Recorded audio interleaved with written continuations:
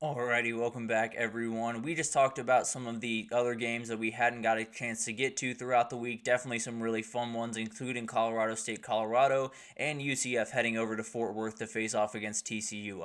A couple of really fun ones to finish off your Saturday there. But let's get into the best bets that I have for today, and there are a couple that I feel pretty good about in this bunch, and I feel weird about feeling really good about them, frankly, if I'm being honest. But let's get into this. A couple of them that I think are going to be really solid, and this is one of them. This is a game that is very interesting because neither of these teams have looked all that explosive on offense. Arizona looked great in the first game, but when you're playing New Mexico, a lot of things can go right offensively. I do think in the second game, both these teams looked a little bit clunky. They didn't really necessarily get what they wanted to get going on the offensive side of the ball, and I think it's added some questions to this game about how good these teams are, which team needs to get it going, which team needs to really turn that corner as they head into Big 12 play. This is not a Big 12 game, just a reminder. This is an out-of-conference game because everything is out of whack this year. So this is an out-of-conference game right about now, so going to be really interesting to watch this one unfold, but I think the biggest thing for me here is Kansas State has to use Avery Johnson's legs. In the first week, Devin Dampier, who is a downright special athlete but is right up there with Avery Johnson, he had over 100 yards with his legs. And I think that's something that Kansas State has not unlocked thus far throughout this year, and they just have to on Saturday. There's no world where they're going to be able to compete in the Big 12 if they're not able to get that run game going with Avery Johnson involved. So I expect that to be a bigger part of the offense. And then as for Arizona, Tulane had wide receivers running free last week against Kansas State. There were so many wide open receivers that got tons after the catch. There's no T-Mac on the Tulane roster. There is only one T-Mac in the entire country, and he's downright terrifying. I think Arizona has every ability to score on this Kansas offense, but on this Kansas defense, and I think on the other side, Kansas is just going to be too multiple. I think Arizona has a couple of really good players, but the reality is if you can avoid Takario Davis and Jacob Manu on that defense, you're going to have a lot of success, just the reality. So I think both these teams kind of find something a little bit on the offensive side of the ball in this game. I did pick Kansas State to win this game, but it's going to be a really fun one tonight. Cannot wait for this one, but I do think we're going to see some fireworks. We're going to see both these offenses that are so much fun put up some points for us on tonight's game. I do like Alabama against this pretty big spread, and I think this is one of those games that a lot of people are looking at in terms of what Alabama did last week. They're saying Alabama came out shaky. They let a couple of games on the back end looked a little bit shaky at times. There were a lot of issues with the way they went about business against USF, and no argument here by any means.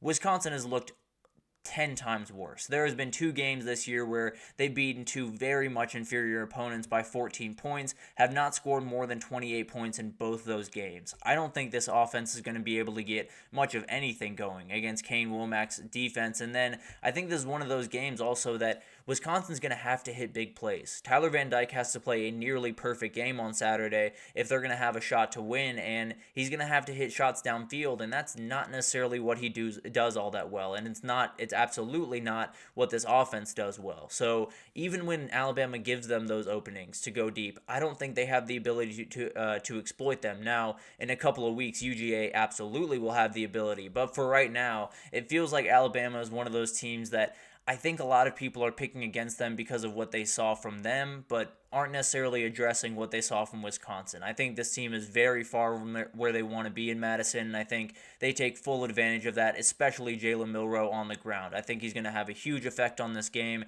and I think it's just one of those that I know 16 is a big number. I know Alabama heading up north is a very interesting proposition, but this Wisconsin team has so many questions on offense that I'm not even sure if they're going to be able to score on this Alabama defense, at least not consistently. And then on the other side, you have so many explosive players that could make that one big play that I just think Alabama is going to be able to pull away late in this one or even early in this one and then hold on to a lead.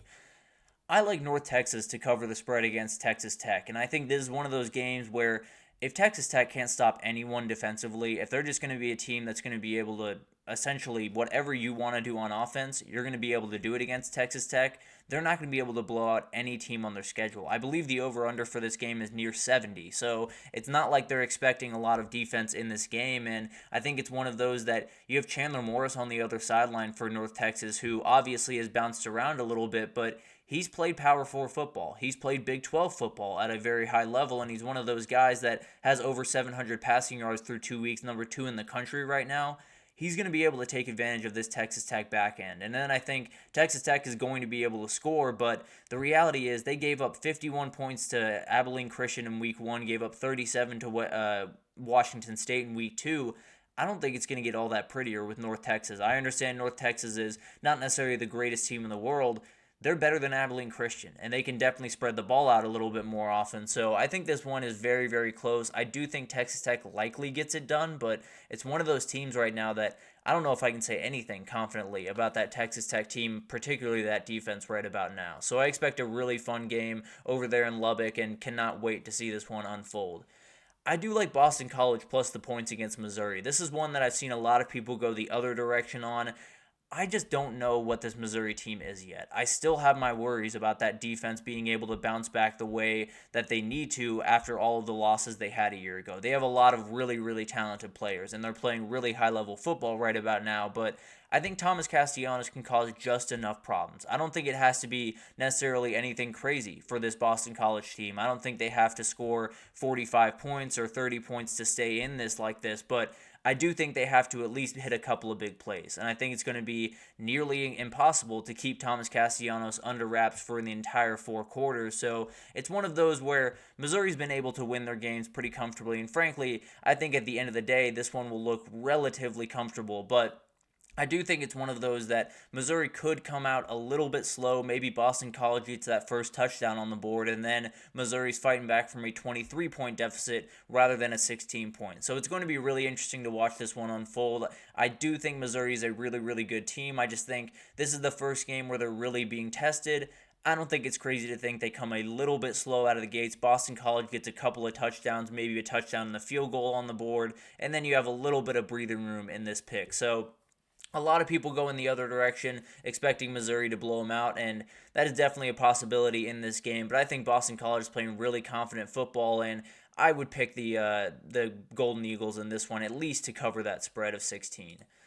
I love West Virginia to cover the spread against Pitt. This is one of those games that I think Pitt is coming off an emotional comeback victory against Cincinnati. So many people are riding high off that performance and are pushing into this Pitt kind of narrative. I just don't think this is all that great of a team, and I don't think Cincinnati is all that great of a team, frankly. So I think this is one of those games where a lot of people are overreacting to the first couple of weeks. West Virginia did not look good in the first week. There's no doubt about that, but I do think they got to make a point in this one. I think they want to prove that, first of all, they can beat a team in the state of Pennsylvania would be nice, but the reality is I do think getting this win would really kickstart them into the Big 12, and I just still think this is a really good team. I still think this is a team that has every ability to compete in the Big 12, and I think Garrett Green definitely is going into this game knowing that he's going to have to really perform. This line went from 5.5 in West Virginia's favor all the way down to 2, so I think this is going to be a really fun game, but I think people are overreacting to that line a little bit, and I think West Virginia definitely covers that spread of 2 points.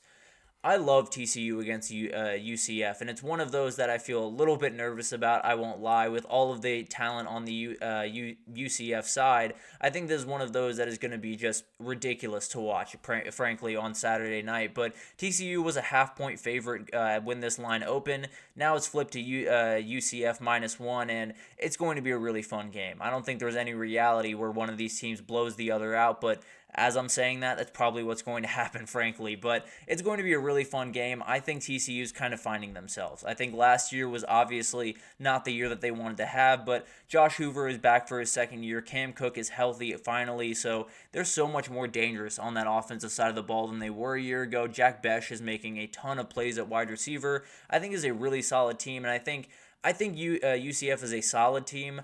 I don't think they're going to have the pass game to be able to confuse this TCU defense enough. I think they're going to have to run the ball, and at a certain point, TCU is just going to sell out to stop you. It's not necessarily going to be easy to stop UCF, but I think they can get just enough to get this one done, and I do like TCU in this game quite a bit. I think TCU gets this one done and starts UCF on a very bad note for the Big 12 and maybe gives themselves a little bit of hope going into the Big 12 schedule. This is one I absolutely love. I think this is an absolute layup, if I'm being totally honest. And just as surely as I'm saying that, it's going to be about 10-7 on Saturday in this one. But this is one of those that I think when you look at what Auburn did a week ago, there's so many people worried about that offense, so many people worried about what Peyton Thorne is. The thing is, New Mexico gave up 61 points to Arizona in week one, and Arizona does have the best receiver of the bunch in T-Mac, but Auburn might have the next three. When you talk about the freshman wide receivers, Keandre Lambert-Smith, there's going to be too many guys for New Mexico to keep track of, so there's a reality where Auburn hits this by themselves. I think they could go absolutely crazy on the offensive side of the ball and let a lot of fans feel a little bit better about Peyton Thorne under center. And then on the other side, I think Devon Dampier is just too hard to keep track of. I think this Auburn defense is really solid and is going to be able to play good defense, but the reality is when you have an athlete on that other side of the ball, I think he's going to be able to score enough points. I think this is one of those games that maybe Auburn wins it like 50-14 or something like that. It's going to be likely a blowout one direction, but I think New Mexico scores enough, and I think Auburn just goes to work on this New Mexico defense, frankly. But really fun game, definitely one that if you want to see points, I would tune into this one for sure. And then finally, Colorado State, Colorado. I think this one goes over. This one I'm a little bit worried about. But when I look at both these defenses, I think Colorado State is just all over the place, especially with speed wide receivers like Texas had. Colorado has a lot of those speed wide receivers. So keeping track of all those guys is going to be incredibly tough for them to do. I think Shedeur Sanders is coming into this one with a little bit more energy than he normally has. I think he really wants to win this one, especially after the performance he had last week. I think it's going to be really tough for that Colorado defense without Shiloh Sanders on that back end to just keep everything intact. He's really one of the few relatively solid tacklers in that back end of that defense. So not having him back there is just going to let these Colorado State wide receivers run essentially free. Colorado State has not necessarily been all that clean on offense, but there's very few people that are not clean on offense against Colorado. So I tend to believe that they're going to be able to get at least enough going to make this one fun. I think there's a little bit of a back and forth game, and there's a lot of intensity in this one, but I think we're going to see plenty of points as well. I think it's going to be really fun, really up and down, and I do think Colorado gets the win, but Colorado State's going to hang around. I can almost promise you. But that'll do it for that segment. We'll move on here to a little bit of a recruiting update. After this break, we'll get into all of that. There has been so much stuff happening since the season started, and just wanted to make sure you guys were fully updated before we went to another little bit of a dark period with recruiting. So we'll update you on all of that right after this, so stick with us.